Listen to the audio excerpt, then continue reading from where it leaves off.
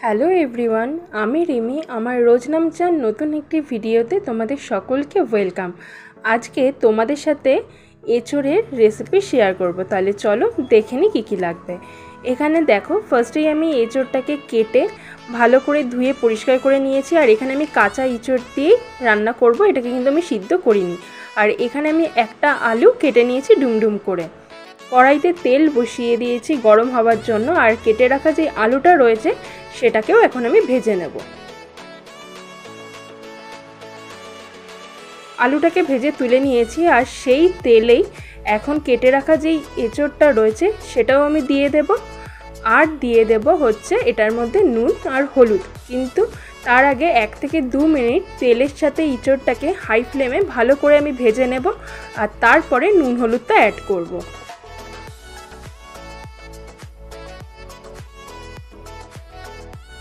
নুন হলুদ দেওয়ার পরে আমি এটাকে আরও বেশ কিছুক্ষণ সময় নিয়ে ভালো করে ভেজে নেব। আর হালকা একটু লাল করেই ভেজেছি যাতে স্বাদটা ভালো হয় তাই।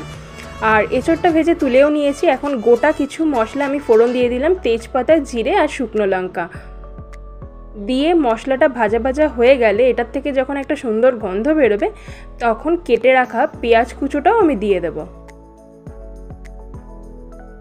পেঁয়াজ কুচোটাকেও আমি আরও বেশ কিছুক্ষণ তেলের মধ্যে ভালো করে ভেজে নেব যত পর্যন্ত পেঁয়াজের কালারটা ট্রান্সপারেন্ট না হয়।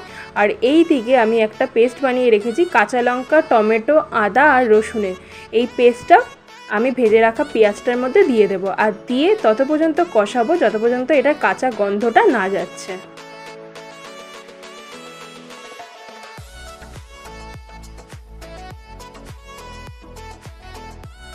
মশলা থেকে কাঁচা গন্ধটা চলে গেছে। এখন আমি এটার মধ্যে গুঁড়ো মশলাগুলো অ্যাড করে দেব, লঙ্কা, হলুদ, জিরে।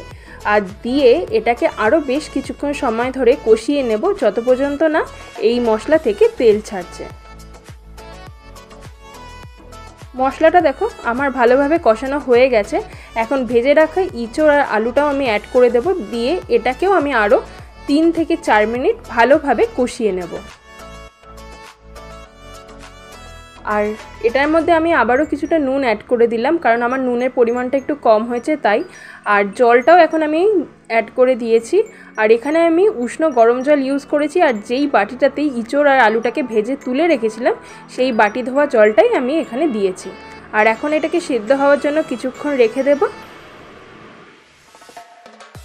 এঁচোড় আর আলু দুটোই ভালোভাবে সিদ্ধ হয়ে গেছে। এখন আমি এটার মধ্যে গরম মশলা আর দিয়ে দেবো হচ্ছে কিছুটা পরিমাণে ঘি দিয়ে ভালো করে ফুটিয়ে নিয়ে আমি এবার নামিয়ে নেব। তাহলে চলো একদম রেডি করে নিয়ে তোমাদের সামনে আসছে।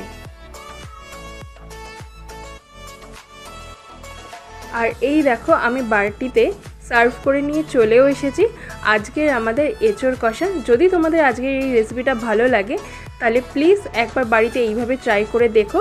এটা মাংসের স্বাদকেও হার মানাবে।